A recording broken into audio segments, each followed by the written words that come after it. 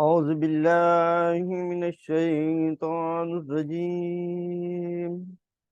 बिस्मिल्लाहिर्रहमानिर्रहीम।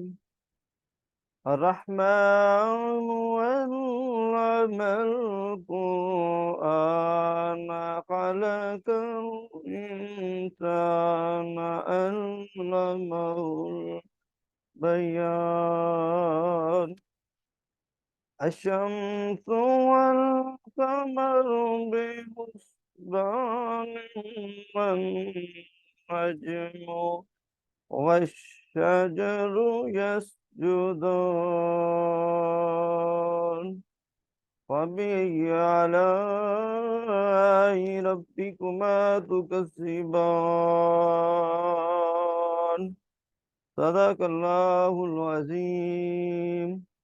So Allah Ta'ala ki hamd sna ke baad, dear aspirants, this is Asif Shahzad. So today our 32 lecture for the preparation of lecturer education and headmaster and headmistress.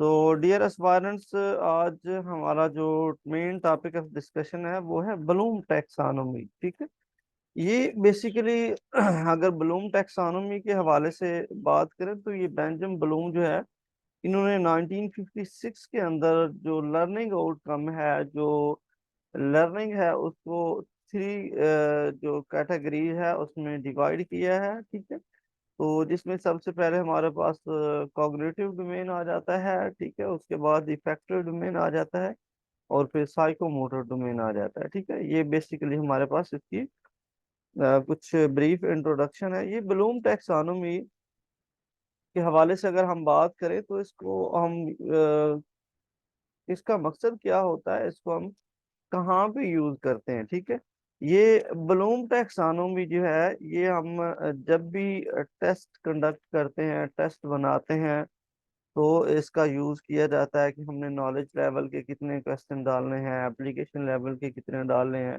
Synthesise या evaluation level के question कितने डालने हैं। ठीक है, और second इसका purpose ये है कि हम जब करिकुलम डेवलपमेंट कर रहे होते हैं तो भी हम क्या करते हैं, ब्लूम टैक्सोनॉमी को फॉलो करते हैं, या फिर जब हम टेस्ट ब्लूप्रिंट बना रहे होते हैं तो भी हम क्या करते हैं, ब्लूम टैक्सोनॉमी जो है उससे हम गाइडलाइन लेते हैं। ठीक है, सो ये जो ब्लूम टैक्सोनॉमी है, ये टीचर और स्टूडेंट दोनों की जो गाइडेंस के लिए बहुत ज़्यादा इम्पोर्टेंट है। तो आइए हम इसको डिस्कस करते हैं। तो इसके अंदर जितने भी इम्पोर्टेंट पॉइंट है उनको हम स्टडी करने की कोशिश करते हैं। ठीक है, सो डेफिनेशंस के हवाले से अगर हम बात करें तो Bloom taxonomy is consisted of three hierarchy hierarchical model which are used to classify educational objective। ठीक है, ये ब्लूम टैक्सोनॉमी जो है, इसके थ्री हमारे पास मॉडल है, थ्री इसकी डोमेन है। ठीक है, तो इसमें क्या किया गया है कि एजुकेशनल जो ऑब्जेक्टिव हैं, जो लर्निंग आउटकम है, उनको क्या किया गया, क्लासिफाइड किया गया है, उनको कैटेगराइज किया गया है। ठीक है, into a level of complexity and specificity. ठीक है, यानी कि कम्प्लेक्सिटी लर्निंग के अकॉर्डिंग और स्पेसिफिसिटी के अकॉर्डिंग क्या किया गया, लर्निंग जो ऑब्जेक्टिव है उनको कैटेगराइज किया गया। ठीक है, the model and domains are cognitive, affective and psychomotor domain. ये जो डोमेन्स है हमारे पास, ये तीन है, जिसमें हमारे पास कॉग्निटिव डोमेन सबसे पहले आता है, फिर इफेक्टिव आता है और फिर साइकोमोटर डोमेन होता है। ठीक है, प्रेजेंटेड बाय ये बेंजामिन ब्लूम जो है, इन्होंने ये जो हमारे पास थ्योरी है, ये ब्लूम टैक्सोनॉमी ही इसको प्रेजेंट किया है इन 1956 के अंदर। तो ये जो हमारे पास बेंजामिन ब्लूम है, ये अमेरिकन एजुकेशनिस्ट है। 1913 से लेकर 1999 तक इनका लाइफ स्पैन है। ठीक है, तो उसके बाद नेक्स्ट हम देखते हैं domains. There are three domains, यानी बेसिकली कितनी डोमेन है या कितने मॉडल हैं यहाँ पे, तो थ्री डोमेन है। हम पहले इनको ब्रीफली थोड़ा अंडरस्टैंड कर लेते हैं और फिर इंशाल्लाह हम वन बाई वन हर एक डोमेन को कंप्लीट और डिटेल में डिस्कस करेंगे। ठीक है, सबसे पहले हमारे पास आ जाता है कॉग्निटिव डोमेन। कॉग्निटिव का जो वर्ड है, इसका मतलब होता है नॉलेज। ठीक है, और नॉलेज आपको पता है कि ये इंसान की जो मेंटेलिटी होता है, जो माइंड होता है, जो थिंकिंग होती है, उससे ये बिलोंग करता है। ठीक है। कॉग्निशन का वर्ड आपने अगर कॉग्निशन या मेटा कॉग्निशन का नाम आपने सुना होगा कि ये जितना भी नॉलेज होता है, ये इंसान की जो पोटेंशियल एबिलिटी है, जो मेंटल एबिलिटी है, माइंड थिंकिंग थॉट से रिलेटेड होता है। ठीक है। Classified bye Benjamin Bloom in 1956, it has 6 level of objective, यानी इसके 6 लेवल हैं ऑब्जेक्टिव के। सबसे पहले हमारे पास नॉलेज आ जाता है, सेकंड नंबर पे कंप्रीहेंशन आ जाता है, कंप्रीहेंशन को अंडरस्टैंडिंग भी कहते हैं। उसके बाद एप्लीकेशन आ जाता है, और फिर एनालिसिस आ जाता है, फिर सिंथेसाइज आ जाता है, एंड देन इवेल्युएशन आ जाता है। ठीक है। ये इसके हमारे 6 स्टेजेस हैं, आपने इसको माइंड में रखना है। ठीक है। उसके बाद ये नेक्स्ट हमारे पास आता है इफेक्टिव डोमेन। इफेक्टिव डोमेन जो है, ये इंसान की जो वैल्यूज हैं, जो एटीट्यूड हैं, जो फीलिंग है, जो लाइक डिसलाइक हैं, उन चीज़ों से बिलोंग करता है, उनसे रिलेट करता है। ये क्वेश्चन इंपॉर्टेंट है, ये मेरे से भी पीपीएससी के इंटरव्यू में पूछा गया था। तो आपने भी इसको देखना है, कंसीडर करना है बहुत ज़्यादा, कि आपसे पीपीएससी में ये जो हमारे पास टैक्सानोमी है, वो सोलो टैक्सानोमी हो या ब्लूम टैक्सानोमी हो, तो इनमें से ज़रूर क्वेश्चन पूछा जाता है। ठीक है। सो इसके बाद है क्लासिफाइड बाय डेविड कैराथोल।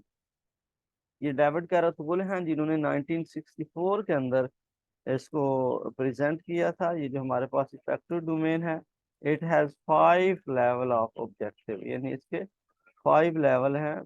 पहले हमारे पास जो कॉग्निटिव डोमेन है, उसके हमारे पास 7 लेवल है, सॉरी 6 लेवल हैं, और इसके हमारे पास 5 लेवल है, जिसमें सबसे पहले अटेंडिंग आ जाता है या रिसीविंग आ जाता है। अटेंड का मतलब भी हासिल करना होता है, और रिसीव का मतलब भी हासिल करना होता है। फिर रिस्पॉन्डिंग होता है, फिर वैल्यूइंग होता है, उसके बाद फिर ऑर्गेनाइजेशन होता है, फिर करेक्टराइजेशन होता है। जी, इसकी जो है ना वो स्टेजेस है हमारे पास। अच्छा, आप देखें, एक जो एटीट्यूड के बारे में अगर हम बात करें, तो सबसे पहले आप क्या करते हैं, वो एटीट्यूड किसी भी पर्सन का बिहेवियर होता है, या किसी भी चीज़ से आप वो एटीट्यूड क्या करते हैं, रिसीव करते हैं, अटेंड करते हैं। जब आपके अंदर वो एटीट्यूड आ जाता है, तो फिर आप क्या करते हैं, रिस्पॉन्ड करते हैं। ठीक है। जब आप रिस्पॉन्ड करते हैं, तो उसके बाद फिर क्या होता है कि आपके अंदर डिफरेंट चीज़ों को लेकर उनके हवाले से आपके अंदर एटीट्यूड मौजूद होता हो जाता है। फिर आप उनको वैल्यू देना स्टार्ट कर देते हैं कि कौन सी चीज़ मेरे लिए सबसे बेस्ट है। ठीक है। तो उसके बाद फिर आ जाता है हमारे पास ऑर्गेनाइजेशन। फिर जितनी भी हमारे पास चीज़ें होती हैं, जितनी भी वैल्यूज होती हैं, एटीट्यूड्स होते हैं, फीलिंग्स होती हैं, उन सारी चीज़ों को हम क्या करते हैं, ऑर्गेनाइजेशन उनकी ऑर्गेनाइजेशन करते हैं, उनकी कैटेगराइजेशन करते हैं। ठीक है। और उसके बाद कैटेगराइजेशन आता है। कैटेगराइजेशन में ये है, सॉरी, करेक्टराइजेशन आ जाता है। उसमें फिर हम क्या करते हैं, फिर जो वैल्यू हमारे पास मौजूद है, जो एटीट्यूड है, जो फीलिंग मौजूद है, उसको हम करेक्टरिस्टिक्स की बुनियाद पर हम उसको आइडेंटिफाई करते हैं कि फलां चीज़ जो है उसकी करेक्टरिस्टिक ये है, इस वजह से वो मुझे पसंद है। ठीक है। इसके बाद नेक्स्ट हमारे पास साइको मोटर डोमेन आ जाता है। साइको मोटर जो डोमेन है, ये प्रैक्टिकल या मोटर स्किल्स से बिलोंग करता है। इसमें इंसान अपना जो अपनी जो 5 सेंसेस हैं, उनको यूज करके जो है ना वो नॉलेज हासिल करता है। Classified by Simpson in 1972, it has 7 level of objective, यानी कि इसके कितने लेवल हैं, इसके हमारे पास 7 लेवल हैं। 657 नंबर भी अगर आप याद कर लें, तो ये फिगर भी आप अगर याद रखेंगे, तो ये आपको स्टेज सारे अच्छे से याद रहेंगे कि यानी कॉग्निटिव डोमेन में हमारे पास 6 आते हैं, इफेक्टिव डोमेन में हमारे पास 5 आते हैं, और साइकोमोटर डोमेन में हमारे पास 7 आते हैं, 657। उसके बाद जी हम बात कर रहे थे, it has 7 level of objective. इसमें हमारे पास 7 लेवल्स होते हैं। तो इसमें सबसे पहला परसेप्शन आता है, परसेप्शन, और फिर सेट, और फिर गाइडेड रिस्पॉन्स, फिर मैकेनिज्म, फिर complex overt response, adaptation and origination. ठीक है। ये हमारे पास ये इसके 7 स्टेजेस है। तो इंशाल्लाह इनको हम वन बाय वन जो है नो डिटेल में डिस्कस करेंगे।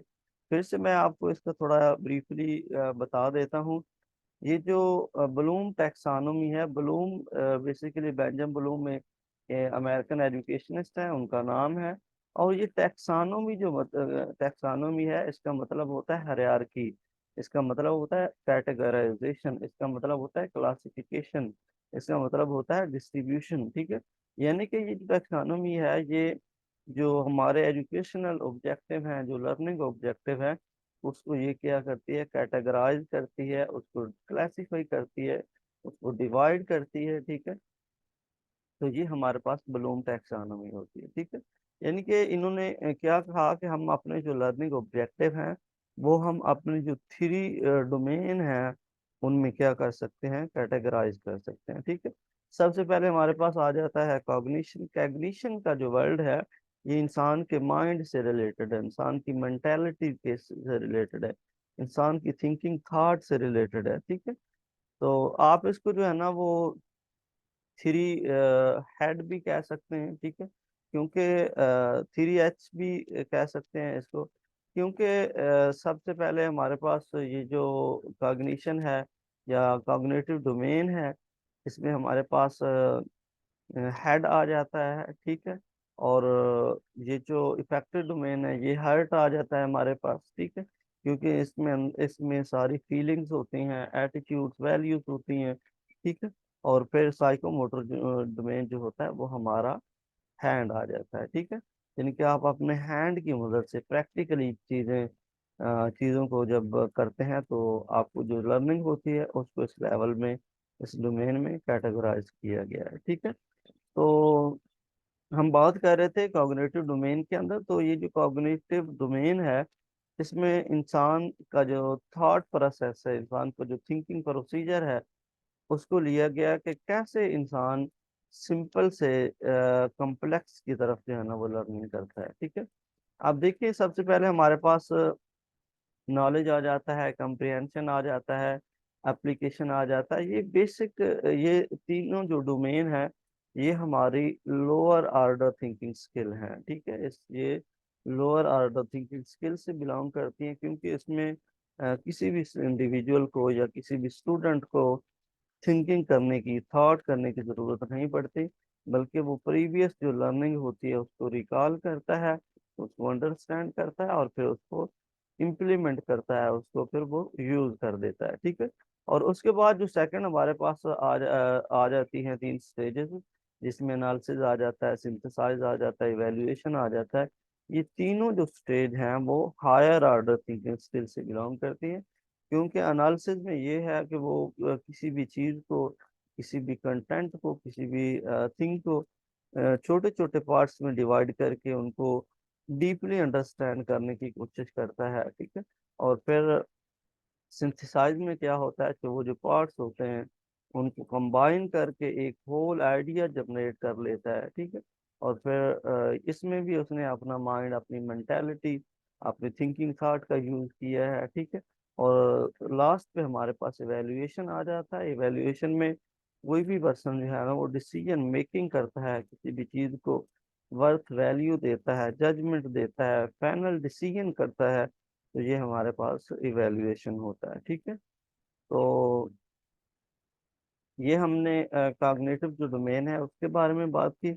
इसके बाद ये जो इफेक्टिव डोमेन होता है, ये इंसान का जो एटीट्यूड होता है। अच्छा, मैंने आपसे एक बहुत इंपॉर्टेंट पॉइंट डिस्कस करना है, एटीट्यूड एंड बिहेवियर। ठीक है, एटीट्यूड बेसिकली जो इन किसी भी इंसान का जो इंटरनल होता है, जो अंदरूनी इंसान होता है, उसको एटीट्यूड कहा जाता है। ये जो एटीट्यूड होता है ये इनर सेल्फ होता है। ठीक है, और जो बिहेवियर होता है वो आउटर सेल्फ होता है। ये जो एटीट्यूड होता है ये अब्स्ट्रैक्ट होता है, और ये जो बिहेवियर होता है ये क्या होता है, ये फिजिकल होता है। फॉर एग्जाम्पल, आप अच्छे इंसान हैं और आप अच्छे से बिहेव करते हैं, आप लोगों से प्यार मोहब्बत से, काइंडनेस से बिहेव करते हैं, आप लोगों की प्रॉब्लम को अंडरस्टैंड करते हैं, उनको सॉल्व करने की कोशिश करते हैं। ठीक है, तो ये आपका क्या है, बिहेवियर है। ठीक है, यानी जिस चीज ने आपको ये लोगों के साथ अच्छे बिहेव करने के लिए कहा है कि आप लोगों के साथ काइंडनेस से रहें, लोगों के साथ अच्छे से बिहेव करें, वो क्या है, वो आपका एटीट्यूड है, क्योंकि वो आपके अंदर मौजूद है, वो इनर सेल्फ के अंदर मौजूद है। ठीक है। तो उसके बाद ये नेक्स्ट हमारे पास psychomotor domain, motor skills का आपको पता होगा कि ये जो बेसिक जो स्किल्स होती हैं, जो बच्चा जब यानी कि काम करना स्टार्ट करता है, अपने सेंसर को यूज करता है, अपने हैंड आइज, अपने आंख कान नाक, ये सारी चीज़ों को, सेंसर को यूज करके जो वो नॉलेज हासिल करता है, तो ये मोटर स्किल्स होती हैं, ये मोटर नॉलेज होता है, या साइको मोटर डोमेन इसको कहते हैं। ठीक है। क्योंकि इसमें बेसिकली बच्चा जो है ना वो कोई चीज़ अपने हैंड से पकड़ता है या बनाने की कोशिश करता है, या फिर आपने देखा है पेन वगैरह जो है उस पर ग्रिप करने की कोशिश करता है, तो ये सारी चीज़ें क्या है, ये हमारी साइको मोटर डोमेन में आती हैं। ठीक है। क्योंकि इसमें बच्चा प्रैक्टिकली कोई ना कोई काम करता है, या वो दौड़ने की कोशिश करता है, रेंगने की कोशिश करता है, ये सारी क्या है, हमारी मोटर स्किल है। ठीक है। तो डियर एस्पायरेंट्स, हमने ये जो ब्लूम टैक्सोनॉमी है इसका ब्रीफ सा इंट्रोडक्शन आज किया है। तो इंशाल्लाह अपकमिंग लेक्चर में इसकी जो तीनों डोमेन है उनको हम डिटेल में डिस्कस करेंगे। ठीक है। फिर भी अगर आपका कोई क्वेश्चन हो, कोई क्वेरी हो, तो आप डाउट बॉक्स में मेरे से पूछ सकते हैं। अपना ख्याल रखें आप। अल्लाह हाफिज़, फी अमान।